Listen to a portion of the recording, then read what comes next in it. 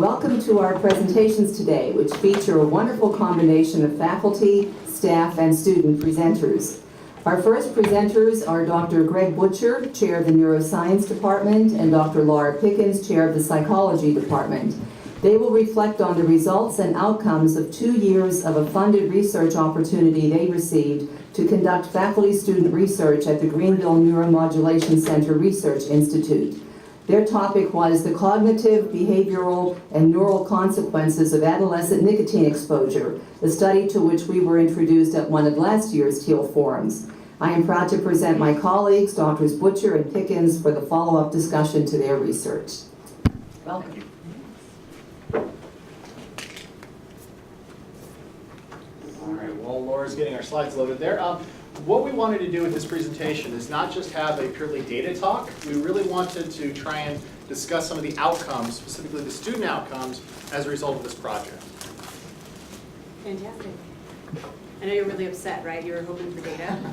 There'll be some data. There's data here too. Okay, so before we just jump into everything about GNC and how amazing that experience has been the past couple of years and what's coming down the pipeline, it is worth mentioning that what had happened with GNC wouldn't have been possible without the support starting fall 2015 with a faculty development grant that I had received for, it was about $3,000, enough to buy the rats, the food for the rats, and the bedding for the rats. That's about it. But we had two fantastic students, Samantha Deems, Nick McNutt, that in the fall of 2015 we did some pilot work to really lay the foundation that would then move on to provide some initial data to then move forward with the rest of the GNC work that we're going to be talking about for those outcomes. So just as a recap of who these two students are, Samantha Deems and Nick McNutt both graduated last spring. Samantha had moved on as a postgraduate internship for the National Aviary in Pittsburgh for the summer, and now, last I talked with her, she was considering pharmacy. Right now, I think actually on the latest Facebook post, she's going to be a car saleswoman for a little bit while she's figuring that part out. But she did have a really fantastic summer working with National Aviary and their education unit there. And then Nick is down at the University of Pittsburgh in a public health program for his master's. So in terms of, at the very most minimal way, trying to make sure we all understand just what our GNC research is about in its most basic form, I want to run you through what we do for this project from a research perspective. The topic of the grant is the cognitive, behavioral, and neural deficits of adolescent nicotine exposure on adult rats. That's a big mouthful, but what are we doing then? Right, so to walk you through what we do, we have adolescent animals that we engage in a drug behavioral study, right? The drug regimen happens during the adolescent period of development. The PND up there is postnatal day. It's typical language in the literature. How old the animal is during its adolescent period of development where they get exposed to the drug. And then they enter a drug-free period. And for the work that we've done so far, they actually don't get any more drug for the duration of the study from there on out. Right? And then we can engage in other kinds of testing with the animal. And so far, we've done a lot of work with spatial learning. Right? So I could go into a lot of detail and probably bore you with my words of what that is and how we test for spatial learning. But there's really great videos online to actually show you what it is. Right? And there's some fantastic music for it. You see a picture there of the Morris Water Maze, the tank. Clear, empty of water. You do see the W. Morris Water Maze. And you notice that there is, one thing you won't see in the video right here, is a platform that gets hidden by water, opaque, so that the animal can't see that platform, and its goal, using spatial learning with cues that are in the tank, to find its way to that platform. So let's go ahead and take a look at an animal using spatial learning to find its way to the platform. So this is not our video, it's a mouse model, not rats, but you can get an idea of what this would look like. So your hidden platform there, highlighted. The animal swims around using spatial cues throughout the room. And then the latency of the platform is typically the most standard measure that's taken, the time it takes for the animal to find the platform. And as you read, this was the first trial for this particular animal. They speed it up for you because it's going to take a while. All right, so the first time it goes into the tank, it's not going to be an immediate find for the animal.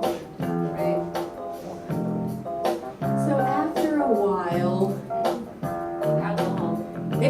honestly, it depends on the situation, how long the animal's been testing. A naive animal, first time it's in the tank, usually is given a 2-minute cutoff window. Okay. Right, so they can't swim forever, it will have exhaustion, it will eventually just float. It stops That was swimming. both my next Stops question. swimming. Yeah, so behaviorally there comes a point where it just doesn't want to swim anymore, right? Some of the manipulations you can do with this tank then are, with spatial learning, conduct different lesions, right? Look at what kinds of deficits in spatial learning do you see following having learned the location, if you remove different areas of the brain, if you do drug manipulations, how do we see a deficit or a change in spatial learning after an animal has learned? So latency to platform is a big one of what we measure, but there's going to be a lot of other pieces of data that we could collect if we wanted to.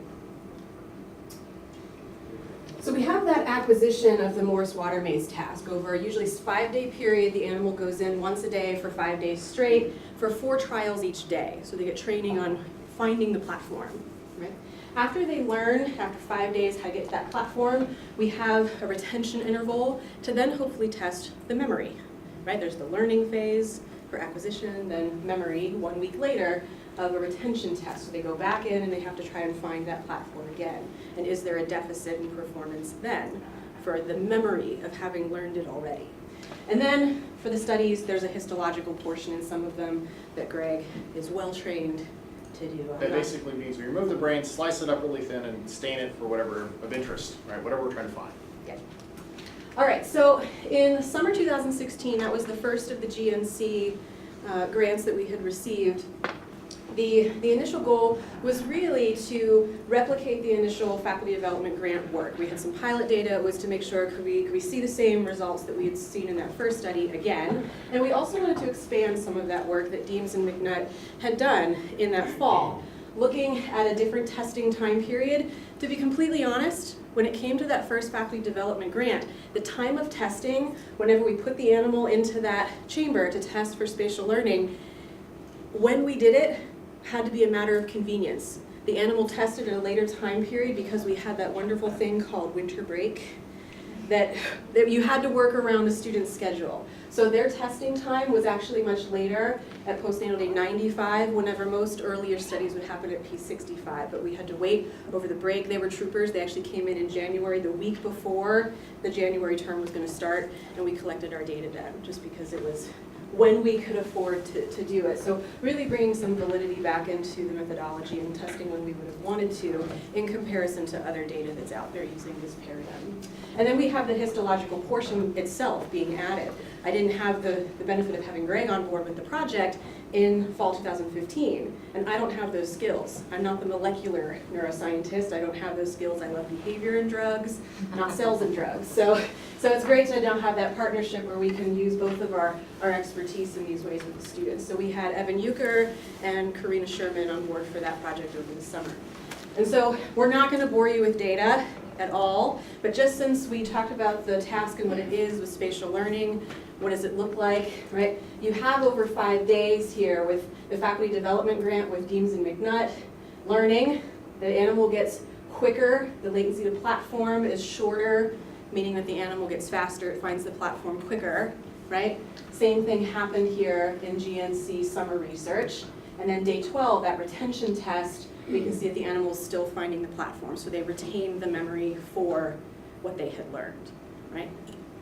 We won't touch too much on drug effects, as you can see if you're into it. There's really none, right? So we'll touch there. There's also a lot of other data. I'm really only talking about latency to platform here because we have much better things to talk about today, but total distance traveled, velocity data that the computer can pick up. We did a really great trial-by-trial analysis, looking at all 4 trials on each day to break out that data, and then all of the histology. Right, but who wants to talk about that, right? Nobody, right? What we really want to talk about are some other really great outcomes that came from the work, right? From all of that summer 2016 time, we had 4 really great poster presentations that the students got to work on digging into all of that data across 4 states over the course of the next year, right? Fantastic view of Colorado with that one, right? On the 40th floor of the Grand Hyatt, it was beautiful, right? That we went to. So the students got to really work on that data themselves in collaboration with us and making sure that everything looked all right, right? But it really was a great outcome for them to travel to Colorado, to Ohio, to San Diego, to California, and to our own Thiel College set up here to really work out parts of that data. All right, so also as a result of this, we got really motivated to try and get external funding, right? One of the things that drives research is having money to actually pay the students to be here in the summer, to buy the bedding, the rats, all that other stuff. And so we attempted to get funding from a couple different agencies. Starting in the fall of 16, I partnered with a number of other science faculty to write the first NSF grant that we submitted as an institution for a number of years. So the NSF program had a component that was based on the research we're going to talk about here. I'm going to actually explain what that project was.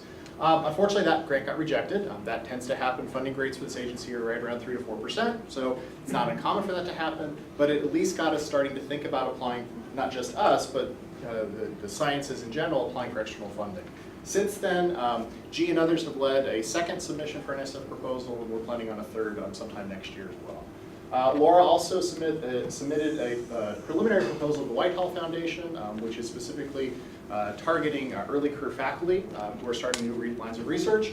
That got rejected as well, so a little bit of disappointment, but that is the nature of science. I then also applied for a separate grant from FUND, Faculty for Undergraduate Neuroscience.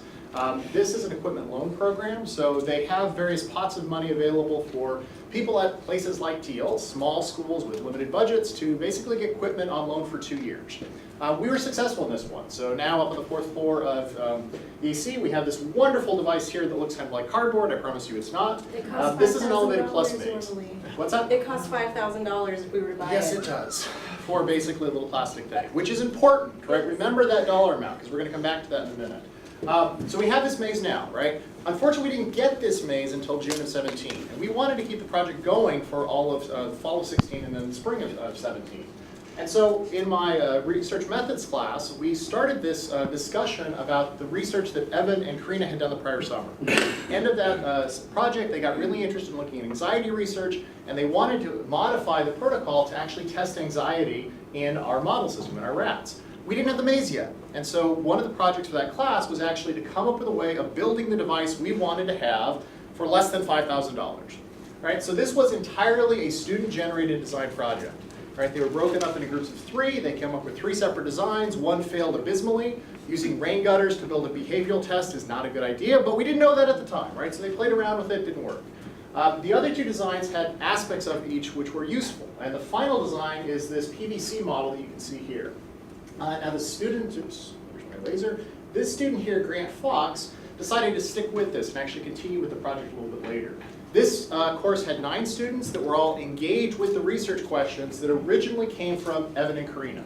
Evan and Karina also served as the TAs for this class, allowing them to basically develop their own teaching abilities, their research skills, their presentation abilities, and all the students in this project really engaged with the content, engaged with the science much more thoroughly than if I had stood up there and lectured like we're doing today.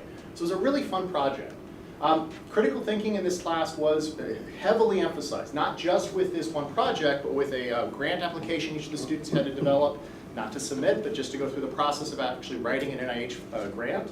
And we assessed them, a panel of faculty members, not myself or Laura, actually assessed the critical thinking abilities in this class from their writing, and as you can see, they did fairly well. This is a class of sophomores, juniors, and 1 senior in this particular duration, and for the first attempt that this class had ever been offered, I was very pleased with the outcomes from this result. Grant Fox, to get back to that student, really loved this project. He really got into building the maze, and he had some questions about how to actually make it better. When the students were using this maze in the classroom, they realized that opaque PVC is not a very good material if you want to see where the rat actually is. That was a problem with their design. And so Grant, working with Eugene as well as Michael Long, is that his first name? Michael, yeah. Michael Long spent the next year essentially coming up with a modification to this maze apparatus. What you see here, I keep pushing the wrong button, sorry. Come back. These are essentially LED infrared beam detectors and emitters that allow us to actually track where the rat is in the closed arms. Right? And this is automated, so we get data pumped out to a computer. This is an Arduino system, so it's very cheap. Michael, Eugene, and Grant basically worked on developing the code, actually doing the soldering, building this thing. And that's great, we have a new toy that works, but we wanted to close the loop with the students, right? If they're going to be engaged in science, if they're going to be engaged in careers, part of that is disseminating their information. And so over the next year, Grant has been working with Eugene and I to actually write a manuscript. And we are on the verge of submitting it. It'll probably go out tomorrow. This is a technical paper. It's fairly short, about 4 pages, but it goes through peer review. It will be listed on PubMed for those of you that are familiar with that once it gets accepted, and Grant is the first author. Now, as a result of this, Grant was actually able to continue working with this project for about 18 months. He spent total on this thing. Grant's now in red here. The spring semester then, we used the device that Grant had been working on. You can see more wires on this version. In a couple of our classes. So my advanced neuroscience class, and which are the 2 psych classes? We've got a drugs behavior in society, special topics class, and internal learning. Yeah, so about 40 students in total are now engaging with the device that was built by Thiel students to collect data, both upstairs with the Morse water maze and downstairs with the behavioral apparatus here, real data, legitimate experiments, testing their own research questions. You can see Karina in this, I keep doing that, I'm sorry. You can see Karina here. During this phase of testing, Evan was also still being one of our TAs. He was upstairs running the water maze with Laura at the time. So again, this is a student-led project at this point. We're supervising it, we're making sure nobody gets hurt, but they're running the show. Right? For most of the days, I'm in the background. Or the animals don't get hurt. And the animals don't get hurt, right? That's important too. All right, now, as a result of this work, Grant got really interested in research and applied for a summer REU off campus.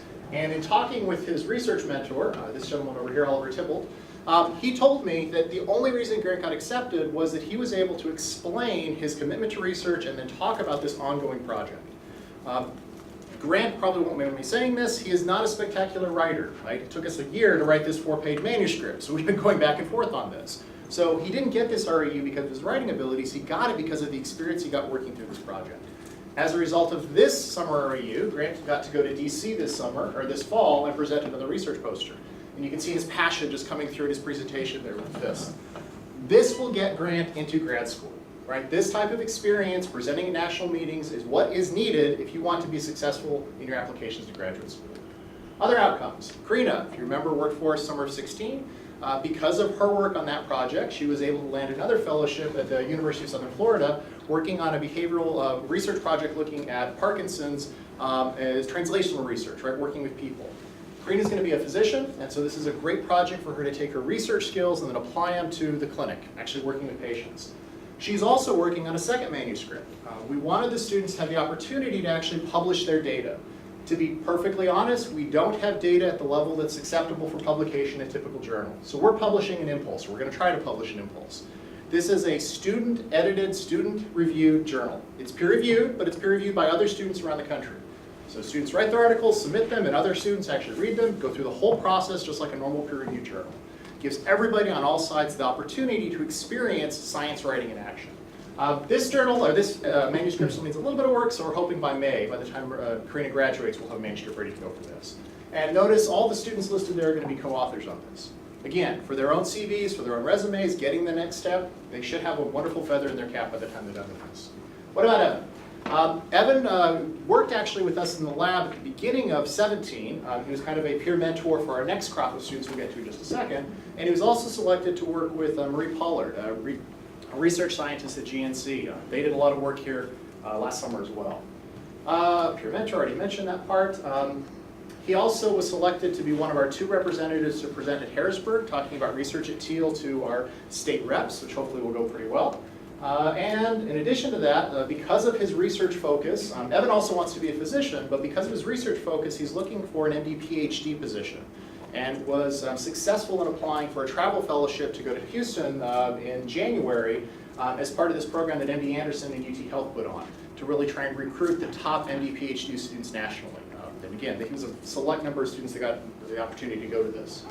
He's also Thiel's nominee for the Barry Goldwater Scholarship. This is a national scholarship program, very prestigious. It specifically targets students with research. If Laura didn't have her initial faculty development grant, and if we didn't have the resources of the GNC Faculty Student Research Awards, he would not get this nomination. Right? Most of these outcomes would not have happened. All right, next summer. Yeah. So we made it through one summer of research and all of those outcomes. Now we get to the next summer of GNC last summer, right? We continue with our GMC support. We have now 3 Thiel students that come on board. We had Karina and Evan the 2 years before. Now we have Gage, Teresa, and Maggie last year. I will add that part of our development for this process would be probably becoming a bit more rigorous with actually adding that application process here that we developed in that year to send out applications, which I did bring with me today for anybody that might be interested. And then having interviews with these students too as a second phase to actually talk with these students before we would select our finalists as well. And then also as another component for this particular summer in 17 would be bringing in a high school component as well. So the first summer we didn't have any high school touches, but now through Greg's connections with the Greenville High School system, we were able to find 2 students, Maddie and Ethan, that came on board for a 2-week experience out of that larger 8-week program. So they didn't join us for all 8 weeks. We didn't have the means or support to be able to pay them or support them for that kind of time, but we were able to bring them on board for a much lesser intensive 3 or 4 hours each day for 2 weeks to bring them in. Right? I will say that for coming up this time around, we're trying to modify that even further. In terms of the data, right, just to touch on that briefly, what did we do differently for our research question? We let the students guide that. Right? It's actually a big component for our grant proposal that we didn't want to just lay out, here's canned what will happen for the students, and they will just collect this data because we said it's what has to be done. Right? In that first week, we actually try to give them some freedom of the exact research question of where the research should be guided next, logically what's the next step.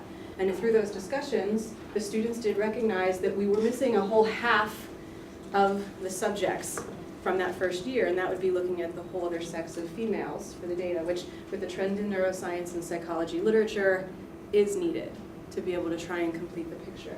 So we did replicate our study design. I'm not going to walk through it all again, but the same drug exposure regimen, the same testing timeline, the same retention interval, right? Same procedure, but now using our males and our females to see if we can see any kind of behavioral deficit, any differences across sexes with this drug exposure. And so just showing you the female data up there, we have the latency to platform data shown again. Right? You can see that they did learn for acquisition where the location of that platform was in the Morris Water Maze, and they could retain their memory for it at the 1-week follow-up. So we did also collect a whole host of other behavioral points too, right? So just one piece of data there for you.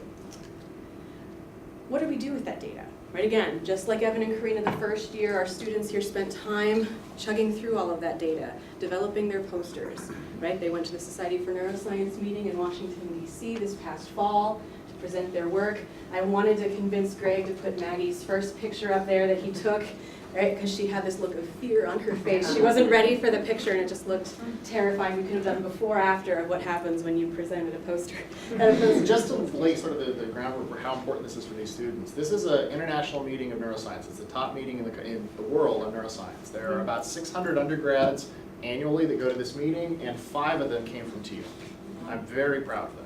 Yeah, and I will say that having driven Maggie and Teresa in my van to DC, and we spent then 6 hours together in a van driving, that the part of the conversation we had while driving out there was, what do I do for a poster presentation?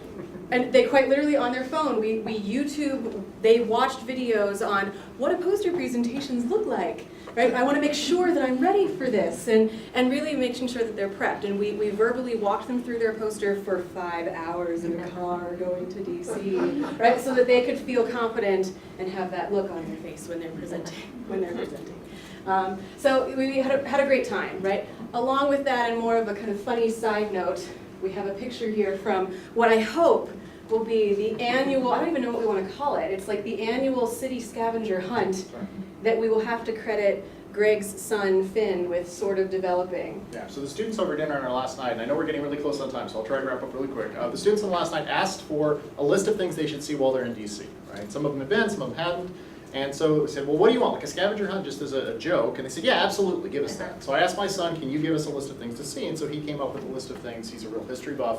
And so they were running all over the city trying to find a statue of MLK or trying to find a state, their home state on a building, something like that. I mean, a lot of just different landmarks. And they kept sending us all these videos back and phone and text messages back. When they're at the Jefferson Memorial, Grant happened to notice this quote on the southeast, I'm trying to remember which side. Southeast portico. Southeast portico. And on my ride back with him, 5 hours in the car talking to him, he brought this up and said, this quote really, just for me, summarizes why research is important. And I thought that was just great for a student to be able to pick up on a quote that has nothing directly to do with his project from obviously a very famous individual, and really spent an hour talking about how this really encapsulates for him the need to do research, the need for us to advance our knowledge, how things change as we grow and develop. It was just a wonderful, real liberal arts moment. I mean, it was just really spectacular on that ride home. And they had a lot of fun too. Oh, they absolutely They were so creative. My favorite one was Finn's request that they had to get a picture of, they had to get a picture in 3 states. Yes. Because you're in DC. But Finn did not capitalize the S in states. So you could then have a state of being, right? And I was like, oh, that's amazing. I'm in a gaseous state. Yeah, you could be in a state of emotional expression. It was great. So they really bonded. They had fun, and it was a fantastic trip all around. Yeah. A thing we need to continue doing. And they also, just one last thing, they also got to meet a Thiel alum's daughter who was presenting at the neuroscience meeting as well. John Rogers, I'm blanking on his name now, I should know that. Yeah, John Rogers' daughter's a neuroscience PhD student, and they were able to have a chance to talk with her and actually discuss their research as well. So great experience overall. And I know we're short on time, so we're going to have to wrap this up. I know. So Gage, right, a great experience for him too. I collected some conversation from him and a good quote. One thing I'll highlight would be this part right here. Right, that for these experiences, a lot of times them learning that they don't like something is fantastic in the lab, but then for Gage's experience, having come into that summer as a neuroscience major and then really learning, hey, this is actually psychology too, and that is legitimately part of our science, and the behavioral part does count, and wow, you can really have a more dynamic experience here with the psychology and neuroscience together, and what we can make happen with that, that he now is a psychology and neuroscience double major because of that experience and what he's learned you can combine there. And he's going to be presenting at the Kent State Neuroscience Symposium as well. So we'll skip past this one, upcoming, except for this part right here. We are recruiting. I do have applications, but we are asking for them to be turned in tomorrow. If you do have a student that you're thinking, wow, this would be great for them, please let us know, and then we'll work with you for that. And we also have next week I think we're going to be submitting the Monticello Foundation grant. I'm just reading it. Yep, so we're getting close with that one as well, and we're going to kind of continue with this. This year's project is also going to continue into at least 3 of our classes over the fall and spring semesters. And we will wrap it up there because I know Mary Teresa, we're done. She's going to drag us off. Yeah. Great. So thank you. Yeah, thank you very much for your attention.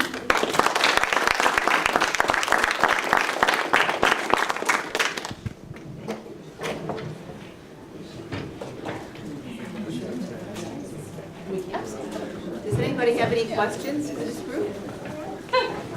Yes. Was there a difference between the male and female?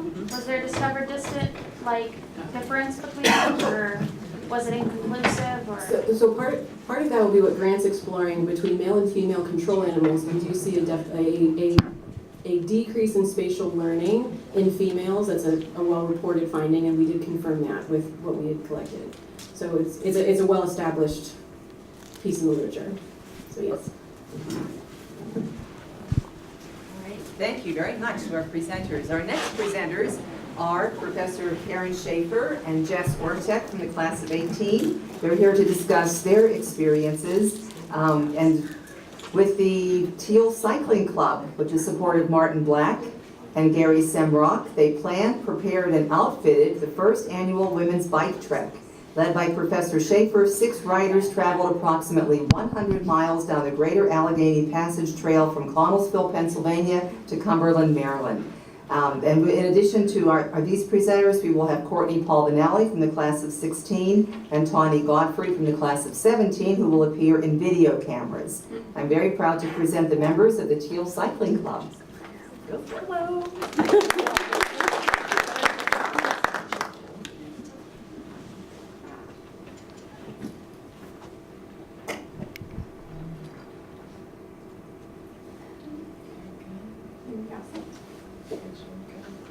Very good. So Martin has been planning spinning classes, which is wonderful, we know, for our students, because college can be very difficult, right? We know our students are very engaged, very involved. They have very busy schedules. So, of course, working out with a group of people, doing something that is routine but difficult is really good for the head, right? I have no scientific data for that, but it's good, right? So as the ladies are doing such a strong job cycling and enjoying their time together and getting to know each other so much better, they decide that we should take a trip. We should have a moment off campus when this is all done. From my perspective, I was just lucky enough to tag along and be somewhat useful and to house a few students before we got started on it. But the hard work, the heavy lifting, and the leadership was all done at the student level. Now my background is business and higher ed the last 4 or 5 years. So in my mind, leadership is a difficult situation often. You have to step forward. Oftentimes you're the only one that wants to step forward, right? If it was easy, it would already be fixed. So the leadership experience from my perspective was really nuanced because it was this group of young women who were taking care of each other, occasionally taking care of me. And so the leadership was less obtuse and really obvious, and a lot more in the word choice and the timing and the care and the collaboration to help a student on their behalf quietly and then approach them. I don't know if there's anything special you'd like to share about the spinning classes? Well, we added another session for this spring so far, so that's been great. There's 5 times a week you can go spin for an hour. I usually can only get 2 in a week, so. But I've gotten a lot of my friends to start going, and then sometimes they end up going and they're like, why aren't you there? But it's something I've been doing since freshman year, because I always used to ride my bike all the time at home. I grew up in an area with a lot of Mennonites, so there was always people biking. And then come to college and not be able to ride my bike or have a really good outdoor activity or anything like that. So spinning has always been a great outlet, and I always look forward to it every spring. Excellent. So show of hands, who used to ride their bike, like Jess when you were a kid? Excellent. For transportation, right? And freedom to your friend's house and exploring and just how much fun it is. So we were lucky that we had good weather for this. It started off with an idea, and again, all kudos to Martin Black, who has made this happen for the gentlemen and for the ladies, is that we should get a group together. And the fellas last year, of course, biked to Maine for neuroscience, and we biked the Greater Allegheny Passage, the Gap, which runs from Pittsburgh all the way to DC. We didn't do the whole thing. We did about 100 miles in between, right? So our theme is we learn by playing. So a lot of our leadership, of course, happens more experientially outside of the classroom than it often does inside the classroom. And I remind you that we never really outgrow that. So making time for something new in your life, or riding a horse, or riding a bike, or doing something that enriches your soul, really important. So of course we talk about the Gap. And here is our picture. You can see handsome Fred in the middle of it all. Not our token man, because we have quite a few men biking, but a leader in our group too. Okay, so learning follows a process. So the first thing that our ladies had to do when they decided that they were going to sign up to do this bike trip was to, of course, sell themselves, present to themselves what the value is to this, because they have to explain to their parents and their friends why they're doing this, why they're training, while they're taking extra bike rides with Fred or Martin or whoever's organizing it, right? So you have to place value on it. And I think it kind of goes back to the Odyssey, right? We all like a little bit of adventure, but not so much adventure that we're really tested. So this is fun because this is a couple of days. We don't have to commit to a few weeks, but just a long weekend to get this done. So we place a lot of value on it. We kind of prime our mind. We realize that the connections that are going to happen while we're on the road are very valuable, and that it's a special point of time. So for myself, it's a special moment of time because I felt, silly as it sounds, included. I'm a newer professor. It's really nice that the young ladies that are college ladies were like, yeah, you can come along. It's nice, you feel included, this is good, right?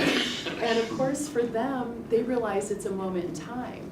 So for those of us that are, past the age of 25, you realize that those special moments of little trips don't always continue to happen, right? So each one is really special. So they got to have the special moment for their college experience too.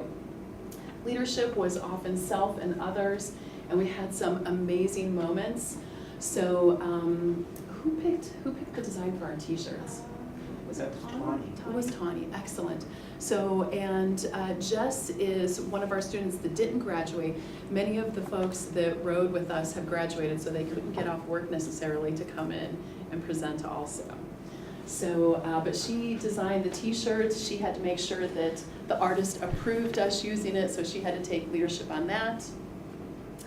And of course, we'll talk about butterflies later in the presentation too.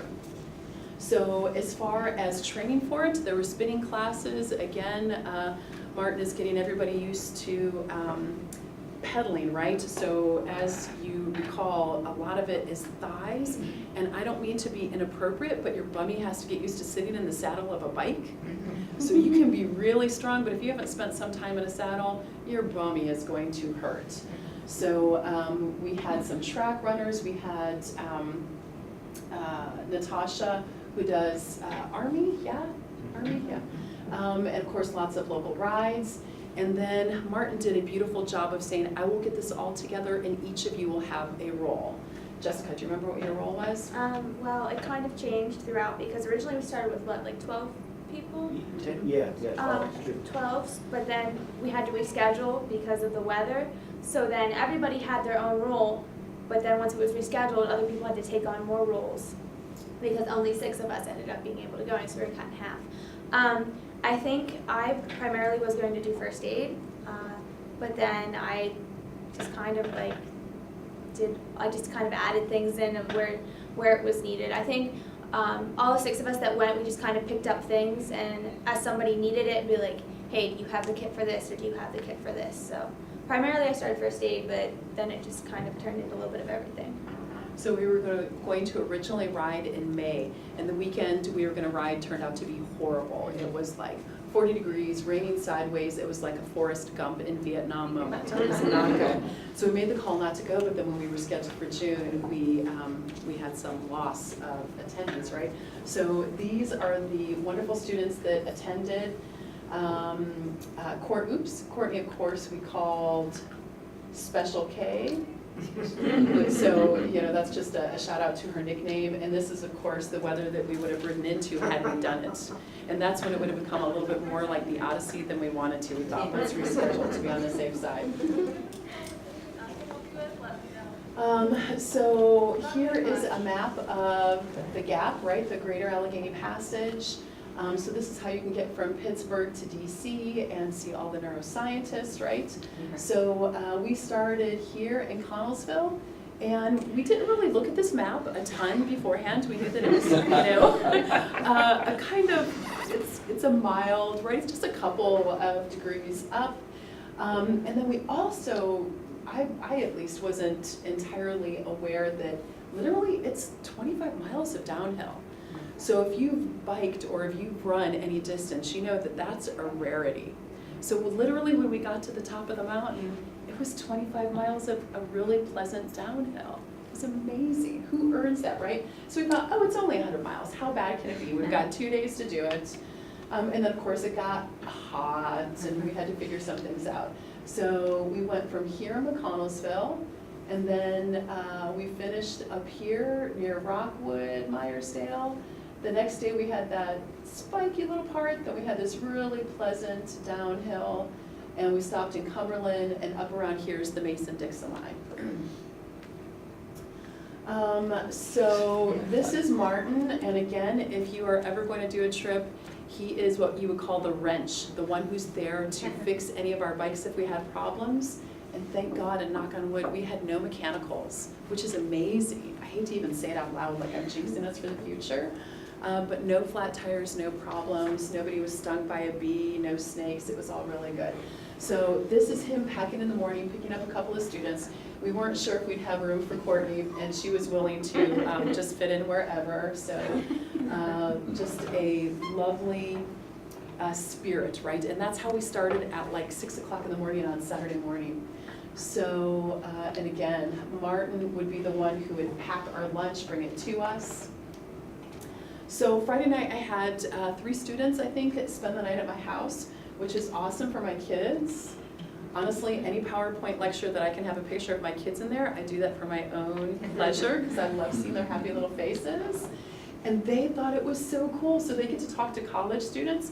And my daughter tells me, she's like, I want to look really cute because I want the girls to like me. And I'm like, the girls will like you anyway, you're really charming. I know, but do you think I should wear my hair this or that? And I told her, yeah, she was like, braid, ponytail, should I wear the cat ears? And I said, believe me when I tell you, these are cool college girls, all they care about is, are you charming and do you pay attention? So as long as you do that, you'll be fine. So it was really cool, right? So the next morning, we start what appears to be like a food truck, right? So we have a breakfast at the Camelot in Slippery Rock, which is like the greasy spoon for the area. And we talk about important things like bike shorts. Anybody ever do a long bike ride without bike shorts? It's painful, don't do it. So we had enough bike shorts to make sure everybody had bike shorts, we're getting breakfast, and we're hitting the road. So we get to Connellsville, it is Saturday morning.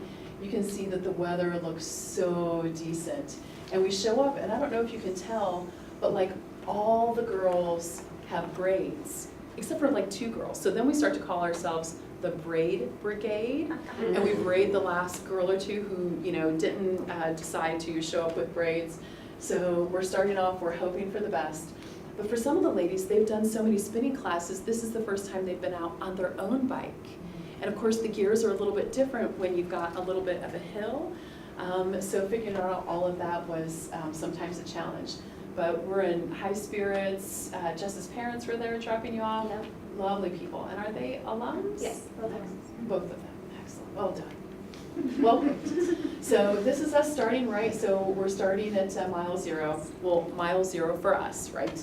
And we pedal off. It's warm and sunny this time. It feels good.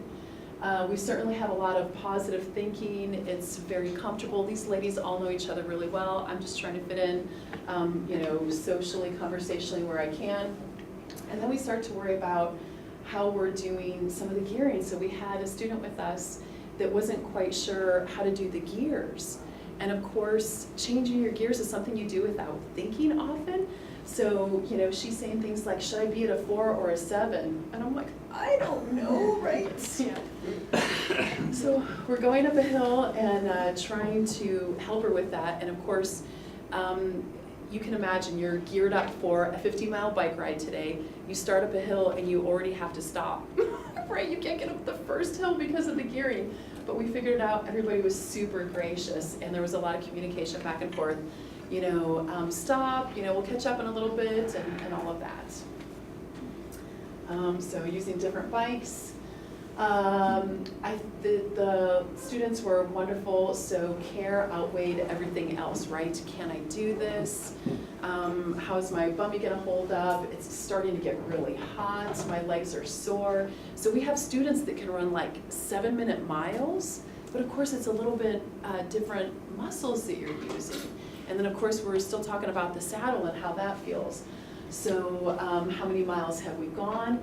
And then after a while we decided to kind of stop counting miles. Miles are still important, right? Data's still important. So instead we started counting butterflies. Oh, I saw a butterfly 17. I saw another butterfly 18. I wonder how many we're gonna see today, right? So that was fun. How long till we take a break? Do you think I have enough water? Should I be drinking water or Gatorade? I'm really hot. Should my head feel tingly? How tingly does your head feel, right? So our first stop was Ohiopyle. So you can see that Courtney would be the one who can stretch. Who does that? A dancer or someone under the age of 30, right? So here's all of us at Ohiopyle. Martin is there. He's got everything we might need. Happy to see that we've had no mechanical issues. The bikes are working fine. And of course, should you have ice cream before breakfast? Of course you should, right? So it was also nice because there's so much noise and busyness in our lives. And you know that. As I look around, I see people that probably schedule their life in 15-minute increments. So to have 10 or 15 minutes of quiet on the bike, outdoors, no traffic, a couple of birds, was wonderful. It was definitely really peaceful. The second day, I think, on the downhill, it was a lot nicer because you didn't really have to think about it too much. You weren't struggling to pedal up some of the hills. And also, one thing I didn't prepare for was having the weight of a pack also on my bike. So being like, I like to be prepared for things. So I definitely had some unnecessary things in there that I started weeding out throughout the trip. I'm like, this is getting rough, like this. But it was really nice, like just, you know, sometimes we talk, sometimes we just enjoy the silence. You could hear the spin of your wheel on the gravel or the pavement. It was really nice. That's good. So it's Saturday night, we're super hungry, so what do? We get as many people safely in one car as we can, and we go to Park. And of course, everything they served was eaten really, really quickly. So now it's Sunday morning, and if you've ever ridden a bike 2 days in a row, if you were sore one day, you really feel it the next. So now we're having more pedaling where we're out of the saddle more, so you're standing up as you're pedaling, so using a different group of muscles and just kind of spreading the overall soreness throughout your body. But a pretty happy feeling that it's good, and now we know all we have to do is finish. And that's the fun part about whatever the halfway mark is. All I gotta do is finish, right? And of course, since the ice cream worked so well yesterday, we stopped for ice cream. And this was your call, wasn't it? Yeah, I actually done this trip before.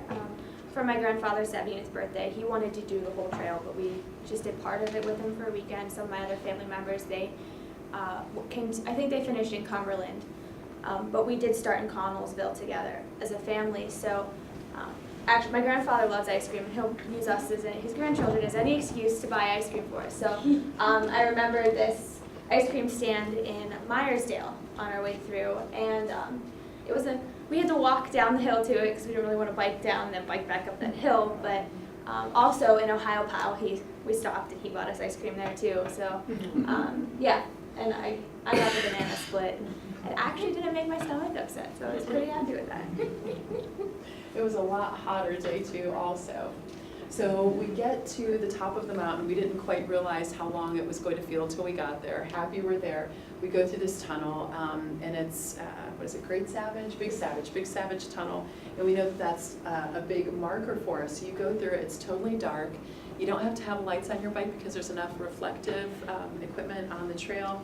So you're going through it, and then you start to really care about who has lights ahead of you. So Jess had nice lights on her bike, so I am like on Jess, right? And so if you're riding a Peloton, you tell somebody, I'm on right now, because if she brakes fast, I'm going to hit her fast. And she needs to know, so we're biking through it. And that's when you really started to care about who thought they had a lot of extra equipment and who suddenly made you feel a lot safer and a lot better. So we come through the tunnel, and it is like heaven. I mean, here's the picture, right? It's beautiful. You come out, and we stop, we're taking pictures, we're taking videos. Unfortunately, the videos we couldn't get to embed in this, which would have been cool. But we also see a porcupine. Normally you don't see porcupines during the daytime, and if you do see porcupines during the daytime, sometimes it's because they're sick or rabid. So we're of course attracted and repelled at the same time. We're like, should we chase it? Should we stay far away from it? You know, nobody certainly wants to get needled at the end. But it was a beautiful spot for us. It was, the Big Savage Tunnel was the biggest tunnel we went through. We went through a bunch of smaller ones, but every time it was like going into a refrigerator for a moment, and it felt great because it was so cool in there. And you're like, can I just stay in here for a little bit and cool down? And especially the Big Savage one, because it was all downhill through, so you're flying through this tunnel. And I mean, I had lights on my bike. I borrowed them from my brother. He has like a really cool backlight that has LED lane lines, laser lines. So that was really cool to use that for the first time. I enjoyed the tunnels. And the tunnel took some self-leadership. You had to kind of talk yourself into it because you know it's going to be dark, it's going to last, I can't remember if it was a mile. I think it was a mile. So you know it's going to be dark and it's going to be a little bit disconcerting. So you just got to make sure your head's in place so you don't, cry. So on the other side, of course, of that, as you're coming down the hill, is the MasonDixon line, which of course straddles 2 states. So we had a lot of fun being in 2 states of mind at the same time, right? So that was really cool. I don't know if you've ever been to that part of the Gap, but the MasonDixon line, very cool to see. And as you can see, everybody's still smiling. That's awesome. So we stopped for daisies, right? Not that the guys aren't going to stop for daisies, but the girls are clearly going to stop for daisies. And we put daisies in our hair. Jess, that's you, yeah? Excellent. And this is a cool picture. So At one point, we were, it was quiet for a while, we're counting butterflies, and Special K Courtney, who's getting her master's right now, so she couldn't skip class and come here, started singing Om Mane Padme Hum. So a really nice kind of Buddhist chant, really calmed me, and I was like, hey, I love that, I haven't heard that in a long time. And then this butterfly started following her. So we went like literally like, you know, half a mile, quarter of a mile with the butterfly sticking with us, and we were astounded, right? We were just so happy that it seemed like this butterfly was somehow in her jet stream, right? Until we went over a bridge, and then it kind of went down and stayed closer, and it didn't follow us over the bridge, but it was so cool that she was singing Om Mane Padme Hum, and the butterflies literally started following her. So it was kind of like our Zen moment. So, You'll go back one. yes ma'am. So Courtney's there, that's a viaduct that's over, I think it's like 8 lanes of traffic. So there's like a higher fence when you go right over the lanes, but on the other, then it's just that normal of a rail there. So in my previous experience with this, my dad, who is 6'3", was biking through it. So his center of gravity was really close to the top of the rail when he was biking through it. So I was all excited to go across this viaduct again because I remembered it from the last time. Excellent. We get to Frostburg, which was a little bit of an uphill for us, and I think at that point our wrench extraordinaire had peanut butter and bananas, and my goodness, did they taste amazing. And then we were jonesing for ice. Oops, we wanted ice big time. And I think I actually paid a stranger $2 for a cup of ice. So then we're continuing on our downhill, and we stopped because we saw this farm and a bunch of like farm cats. I mean, like 15 cats. It was pretty noticeable. And I swear I saw a peacock. And you know, everybody was really gracious. They're like, no, no, no, no, Shaffer, that was not a peacock. And I'm like, I am not joking, I saw a peacock. And then we went a little further, and sure enough, there was a peacock on that farm. So that was just another moment. So bonded by silly things. Thankfully, nobody injured, no wrenches, no sickness.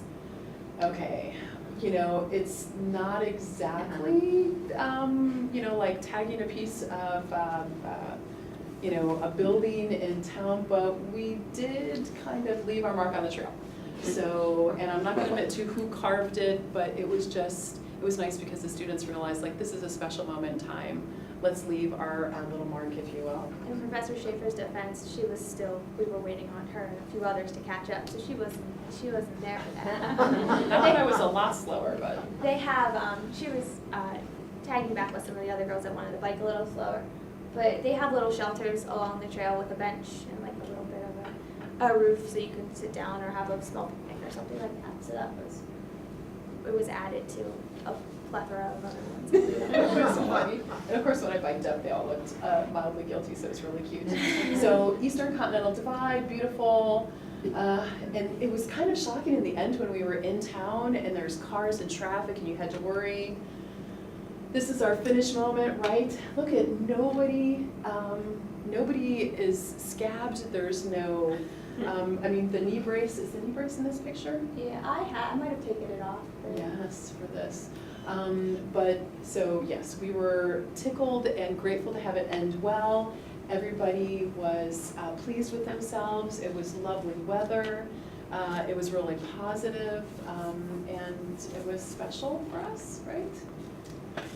And then just a couple of quotes, right? So this is actually a quote by Charles Schulz, my Snoopy guy, right? Life is like a 10-speed bicycle. Most of us have gears we never use. And thankfully our ride didn't require any responses to danger or injury. So we certainly got lucky there. A reminder that life is better if you're moving. It's easier to keep your balance. It's easier to keep growing, right? And then of course, just a fun image of a bicycle. And I think that's it. We couldn't get this to load, I don't think. Bummer. Excellent. Any questions for us? Greg. What's next? What's next? We're looking at doing a trip in May, I think. I think we were talking about a short trail in Ohio to do that, or maybe other parts of the Gap, but, so it's still, we're planning on doing a trip this spring. We were talking about making it multi-generational, which would be nice, so that way we could have maybe middle school age girls, high school age girls, college girls, of course, grown-ups, maybe older girls, so have as many generations as we can, and make it a 50-mile part of which trail? Was it near The Allegheny Ashtabula? River. Actually, yeah, we were looking at one in Ohio and then also the Allegheny River Trail. Excellent. It's like 55 paved miles. Yes, and then hopefully we'd have the opportunity Oil- to market Oil it to Creek like as well. local Yeah. Girl Scouts, local Emlenton. schools. Yeah, Emlenton. Hamilton, Franklin, World City, Titusville. So yes, we would love to do this with some younger girls and older girls. And I have to say, I was the only, everybody else on that trip was graduating. So it was just me, so I was like, my friend Ashley and I, we were originally like, well, we're gonna do this together, we're gonna go to spinning, we're gonna get in shape, we're gonna do this trip together. But she couldn't do it because she had a family obligation. So it was kind of nerve-wracking for me going into this and being like, well, my safety line I had is gone. Like, I kind of knew Courtney a little bit, but I didn't really know any of the other girls. But just like, it just went really well, surprisingly. Like, I was very happy with it. We did. We had girls that were in some serious pain and having a problem with their bike, and somebody just always was like, yeah, let's make sure she's okay, and yeah, we can wait a while, and if she's going like 8 miles per hour, we'll just chill out for a while and go 8 miles per hour. It was really fun personally to see the different types of interactions. You know, for the guys in the trip out to Maine, the serious bonding moment was the 100-mile day through 40-degree weather and rain. And that was like, we are tough, we're cool. And Yes. and with you guys, it was just the support you gave to each other and the fun that you obviously had. It was really great to be a fly on the wall and see just what a positive experience it was. Thank you for coordinating it. Yes, thank you. Excellent. So you talked a lot about exchanges within the group. Any notes about characters you may have met outside of the group as you were traveling? We were kind of like in group, and then there was the rest of the world. So it wasn't even like in group and out group. I think we talked to 4 other people, but most of them were feeding us. So we really didn't happen upon, there was... There's a couple at the MasonDixon line that we talked to for a while, but honestly, I don't exactly remember much of any of the conversations of it, because Right. it's been a while, so. Yes. But we didn't meet anybody like too out of the ordinary or anything like that, just Mhm. other bikers that might have been training for something. Some of them had like matching jerseys and things like that. Okay. Thanks for listening. Thank you.